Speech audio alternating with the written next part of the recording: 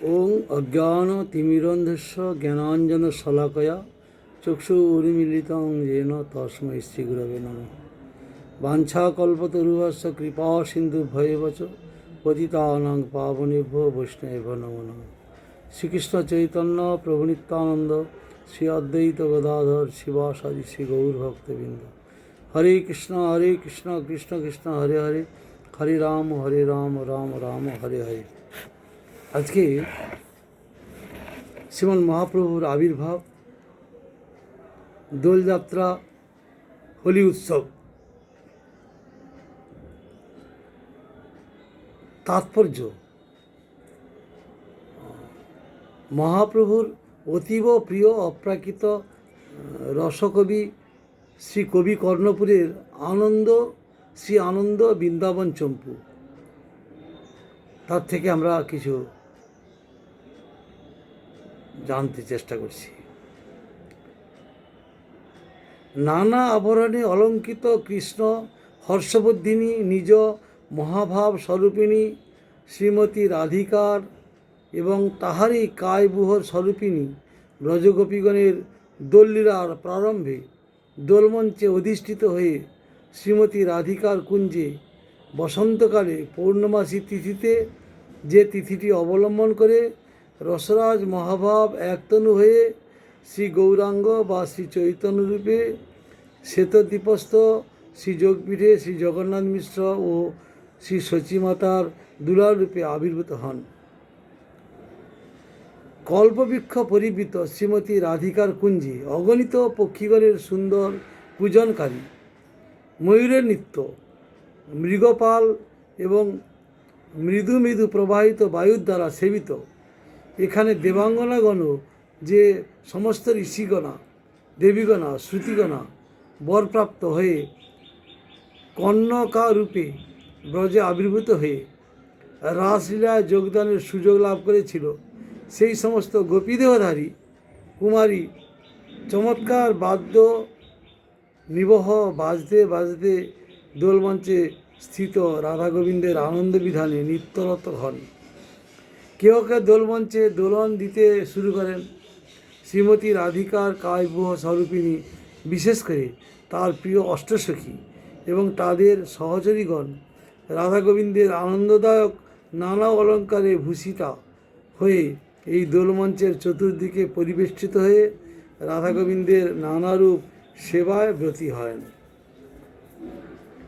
তাহারা অপূর্ব সুরধ্বনি যোজনা করে রাধা গোবিন্দের অপ্রাকৃত লীলা কীর্তনে মাতোয়ারা হয়। এই সময়েতে শ্রীকৃষ্ণ তার সর্বকর্ষক বংশীতে সপ্তম সুর যোজনা করলে ওই সমস্ত গোপীগণ রাগে রঞ্জিত হয়ে এমনি মাতাল হলেন যে ফাগু বা হোলি খেলা লীলায় মত্ত হলেন। এইরূপে হোলি খেলায় প্রেমের উচ্ছ্বসিত অবস্থায় আবির নিয়ে মনোহর লীলার ঝঙ্কার তুলে রাধা গোবিন্দের শ্রীচরণে ছুঁড়ে ছুঁড়ে দিতে লাগলেন। এইভাবে আবির খেলা শুরু করেন এবং রাধাকৃষ্ণ দুয়ে মিলে নিজেরাও আনন্দ লীলা ভরে আবির যেন বর্ষণ করিতে লাগলেন। এই আবির খেলার সঙ্গে অগ্রু গন্ধযুক্ত চন্দন চূর্ণ মিশ্রিত করে পিচকারি থেকে বর্ষণ করতে থাকেন। তখনই শ্রীকৃষ্ণ ও শ্রীমতী রাধিকার দোলমঞ্চ ছেড়ে অবতরণ করে নিজেরাও সেই অগুরু মিশ্রিত ফাগুনে পিচকারি দিয়ে বর্ষণ করতে থাকেন। ওই জলবিন্দু শ্রীকৃষ্ণের মুখমণ্ডলে পতিত হলে শ্রীমতী রাধিকা তাহার কোমল হস্ত দ্বারা মুছতে থাকেন।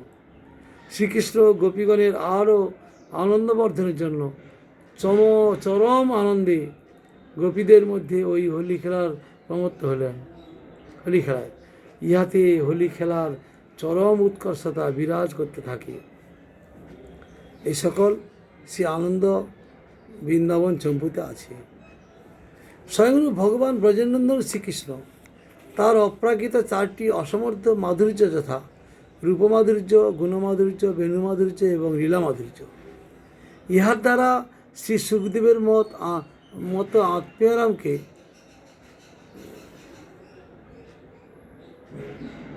এমনই আকর্ষণ করেন যে তারা কৃষ্ণ নাম রসপ্রেম মদিরা পানির প্রমত্ত হয়ে হসন্তি রোদন্তি উন্মাদ বৎ গায়তি এহেন সর্বাকর্ষী অপ্রাকৃত মদনমোহনকেও শ্রীমতী রাধিকার এমনই প্রেম সেবায় মোহিত করেন যে তিনি মদনমোহন মনমোহিনী রূপে আখ্যায়িত।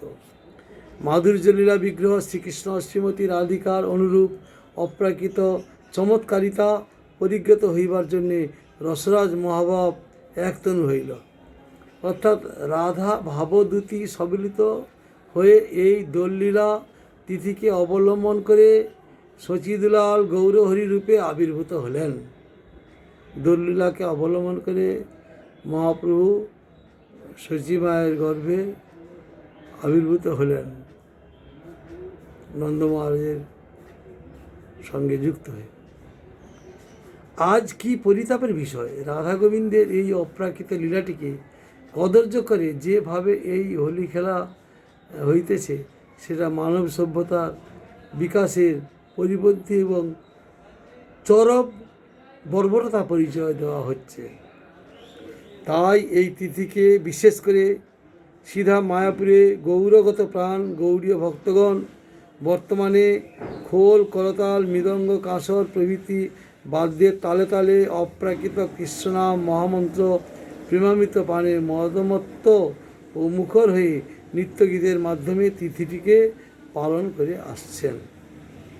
তাহলে বৈষ্ণবগণ এই দোল উৎসব হোলি খেলা দিনে মহাপ্রভু আবির্ভূত হচ্ছেন, এটাকে আমরা গুরুত্ব দিই। তাই আমাদের গৌড়ীয় বৈষ্ণবগণ খোল করতাল মৃদঙ্গ কাঁসর প্রভৃতি বাদ্যের তালে তালে অপ্রাকৃত কৃষ্ণনাম মহামন্ত্র প্রেমামৃত পানে মদমত্ত ও মুখর হয়ে নৃত্য গীতের মাধ্যমে তিথিটিকে পালন করে আসছেন। এটাই হচ্ছে মহাপ্রভুর আবির্ভাব। মহাপ্রভু এসেছেন কলিযুগে নাম মন্ত্র নিয়ে, হরের নাম হরের নাম হরের নাম ওই কেবলম কলৌ নাস্তেব নাস্তেব নাস্তেব গতিরন্ন। কলিকালে হরিনাম ছাড়া গতি নাই। মহাপ্রভু সেটাই নিয়ে এসেছেন। তার আবির্ভাব তিথিতে গ্রহণ লেগে গেছে, গ্রহণের সবাই মিলে হরিনাম সংকীর্তন করেন। মহাপ্রভু বলেছেন আমার এই মত, এই হরিনাম সংকীর্তন কলিযুগের ধর্ম। কলিযুগের ধর্ম হয় নাম সংকীর্তন। এদাতে অবতীর্ণ শ্রী সচিনন্দন এই দোল হোলি তিথিতে আমরা কাঁসর করতাল মৃদঙ্গ নিয়ে তালে তালে অপ্রাকৃত কৃষ্ণনাম মহামন্ত্র জপ করতে থাকবো, জপ করব, কৃষ্ণনাম মহামন্ত্র কীর্তন করব। এটাই আজকের আমাদের মহাপ্রভুর আবির্ভাবের আনন্দ তিথি। বাঞ্ছা কল্পতরুশ্চ কৃপা সিন্ধু ভয়বচ পতিতানাং পাবনেভ্যো বৈষ্ণবেভ্যো নমঃ।